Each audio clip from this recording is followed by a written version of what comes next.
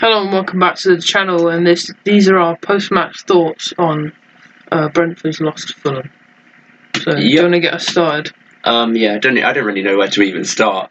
I haven't even thought about it. Obviously, it wasn't a great game. Yeah, we didn't play well. We played a right first half, but the second half, we completely crumbled. Wilson got another winner against us, and we're still above them in the league, but Fulham doing a double over us does hurt a little bit. It does. But yeah, they started the scoring. Raul Jimenez header from a Adama Traore cross. Yeah, I mean, that was honestly, three things went wrong with that goal. It was terrible. Kino Spotter beaten down the line so easily by Traore, like he was all game. I mean, I know Ricky Henry might not be back to his best yet, but honestly, he would have done a better job than Kino Spotter that day. He would have, yeah. Yeah, it's just Traore had a field day. He got so many crosses in on that right-hand side, and Kino Spotter couldn't stop any of them. Then Collins got absolutely destroyed by Jimenez in the air. I don't really know what he was doing. That have a great game. And then Flecken had probably the biggest howler of the lot with the save, and it just sort of slipped on his hand. And I mean, I remember the away end from the other side of the stadium. They didn't even realise the ball had gone in until about 5 seconds later when they saw their players were celebrating. It was such a delayed reaction to the goal from the fans. But yeah, I think that first goal will sum up the game pretty well. Yeah, I'd agree with you on that one. Yeah. And then moving on to our equaliser. Yeah, it was an Mbama goal, and it was pretty good actually. Shifted it onto his right quite well. Yeah, it was a good strike. Scoring with his right foot rather than his favoured left. Yeah, which is good to see him not suddenly, but starting to use his right foot a bit more. And he did get quite a bit of power with that shot, more than I'd have expected him to. Yeah, and then, I mean, it was a good goal. Takes him up to 19 for the season. Yeah. And he should have made it 20 that game, but he somehow missed that penalty. He had the perfect opportunity. One of the worst penalties I think I've seen all season. I mean, it was a good play from Sharda to win it. He just had his legs taken out from behind him by Anderson. And then Mbama, I mean, I'm really confused with what he tried to do, because obviously his style is slow run up, the jump, wait for the goalkeeper to move and hit it the other side. Or by the time that the goalkeeper moves, it's too late because, you're shot and they're trying to wait for you. Yeah. But I'm trying to figure out what he actually did. Did Leno wait late enough so it threw Mbama off? Because he didn't. It was slightly down the middle, slightly to the left. But Leno had already dived. Exactly. He dived earlier, and I knew before the penalty. I said to myself, he should shoot this right. And oh wow! If only you were there, Ben. You should have told him shoot right, Mbama, because I just know Leno's going to go to the right. No. I just remember at the moment thinking. I think it was after he dived. In that 0.1 a second, guys, Ben thought Mbama shoot to the right. Great input there, Ben. No, but he should have shot right. Yeah, I guess he should have. Retrospectively, he shouldn't have shot it down the middle, slightly to the left. Perfect height for Leno to save. Yeah, and it was a shocking penalty, one of the worst of the season. Yeah, and technically his first penalty miss in the Premier League, but he was quite lucky with that Palace one. Yeah, I mean, and then, not too long after, Kaidi throw in Norgard back post. Wissa stole it off Norgard off the line a bit. Yeah. We don't blame him. I don't think Norgard blames him, because it takes him to 19 for the season now. Yeah. But I mean, what I found hilarious is that Wissa a few minutes earlier, it's pretty stone rule yellow card a few minutes earlier, and it should have been a second yellow for Wissa. And so I don't even think he should have been on the pitch for that goal. But we took the luck at the time. Yeah. Yeah, they were quite ridiculous. He shouldn't have gone for that challenge. That, in the first place, that got him the yellow. I feel like it's a bit. Okay, it did stop their counter attack, but their whole game they were playing possession based. They were struggling really to get out of their half at that point in the game, and so it was pretty. I don't know. I don't think stopping one counter attack was so necessary. But we got away with it, and he got a goal a minute later. Yeah.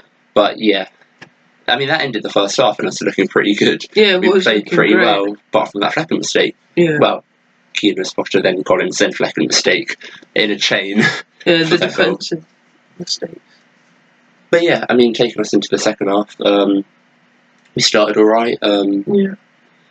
We weren't bringing too much to the game, but you know, we were definitely competing. And for me, it fell apart when Coyote went down off the ball and he had to come off injured. Yeah, which is really unfortunate because ever since he's come back, I think we've won all our games while he started. Yeah, and he's played incredibly. He's really helped Mbomo on that right side.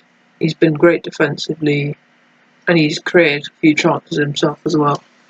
No, yeah, he's definitely been outstanding, and I'm sure we're going to tie him down in the summer. Yeah, we'll have to. But we definitely have to sign. Yeah, hopefully the injury's not too bad anyway, because it was off the ball, and it was probably just precautionary to take him off. But honestly, the second he came off, it was just a completely different game. We just struggled. Not long after they scored, I think it was Kearney from a header. I haven't really watched that header back. We probably could have mocked better. I don't know. Yeah. And then about a minute after that, Wilson scored a long shot, and another Flecken mistake. Yeah, this one reminds me particularly of when Flecken first joined us. He was like he late to dive or didn't even dive at all at some points, and I thought at this point he'd have sped up. Well, he did. He did. He's made the most saves in the league for us. Yeah, but it's just that day wasn't his day. It really wasn't his day. I mean, I think the crowd, the Fulham fans, literally shouted "shoot" as he was like on the ball, and then he decided to wind it up. All this time for Flecken to choose to dive, and yes, it was a good shot. It would have been maybe difficult to get to it, but with that much time before he actually took the shot, Flecken has time to anticipate it, shuffle his feet across, get to it, and it was a good height for him to save it at, not difficult at all. So honestly, this Derby defeat, I don't know, it's really down to individual errors from us. After we go 3-2 down, we dominated the game, but no real chances. I remember us having one header, and it was an outstanding save from Leno, and I just thought in that moment, why can't Flecken play like that in an important game? Like, we'd still be a goal up, but oh well. Yeah, we'd still be an 8th. Yeah, I mean, I'm already over the loss. I was already a bit disappointed going into the game from the FA Cup game the day before. Everyone was.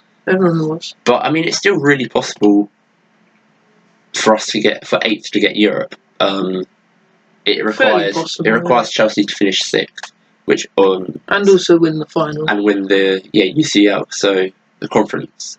So I mean, that's what does Chelsea lose to Forest? Villa need a point, and I think they play United, and then we need Chelsea to win the final. It's not out. In my opinion, I think that's still very possible. Probably the teams he would back in those games to win. Yeah. But it's not in our hands anymore, unfortunately, because we lost to Fulham. We're now behind. Brighton beat Liverpool. Behind Brighton, and I mean, Fulham play City, but Fulham can now finish above us. So let's just make sure we finish above the Fulham at the very minimum now. Yeah, all we need to do is win against Wolves. So hopefully that won't be too difficult. Yeah. But I think there's one player I have to talk about who played incredible, especially that first half, and that was Yarmulke. He ran that midfield, and there wasn't a moment either attacking or defending where I didn't. Well, attacking or build up where I didn't see him without the ball. Yeah, I've worded that weirdly.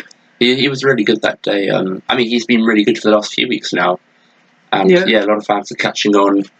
I was definitely slow to warm up to him at the start. I mean, I'll still say he's played about 40-50 games for us without a goal contribution, albeit lots would have been off the bench. But he's been absolutely outstanding in recent weeks, and honestly, it's good to see that someone we bought a few years ago joined the B team, come through the ranks, and now he's he's broken into the first team. In my opinion, he's keeping Jensen out of the first team. Yeah, that's saying a lot. And so he's filling in for the injured Janelt. So yeah, but I think he'd be picked over Janelt right now. He would be in his current form. So yeah, I'm just really happy to see that we've got a player who we can hopefully lock down for the next 5 to 10 years. Yeah. And be solid and grow into a really good player. Yeah, it's been an incredible journey so far. And it'd be great to see how that journey continues. Yeah, and then what else happened that day? I mean, yeah, then, full time watching, Thomas Frank's mini speech. I'm sure he had notes for if City won that final, and if we did win that game, then we'd be in the pole position, for Europe. We'd have been like a game off of it, but nah, it wasn't to be. He said all the basic stuff he says every year. We're still in the best league in the world, which is true. It's very true. Yeah. But, we're also just a bit disappointed. Yeah. But he's since mentioned that it's still great to finish in the top 10 this season.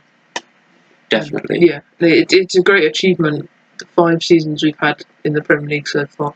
Yeah. And the fact that we're going to have another... We're going into a 5th one. Oh, going to 5th, yeah. But still, it's an amazing journey the club's been on.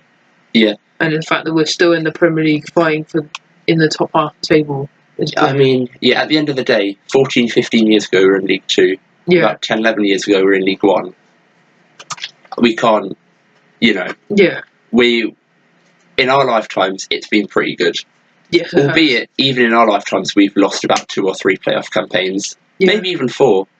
Back to, the Oval one. But, yeah, it's not been easy being a Brentford fan, but recent times it's been on the up. We can't complain. Yeah, it's been an amazing season, and this loss isn't going to let that change in my mind. Just hopefully next season, we don't have a period of terrible injuries where we're playing everyone out of position due to lack of fullback, lack of depth at the fullback position or anything like that. Coyote and Hickey, he's back striking for the B team in the Robert Ryan game. So, that's good. Hopefully everything can be on the up. We can just get a place of it and have a good season. But I think that's all there really is to say for that video. Thank you all for watching, and see you in the next one.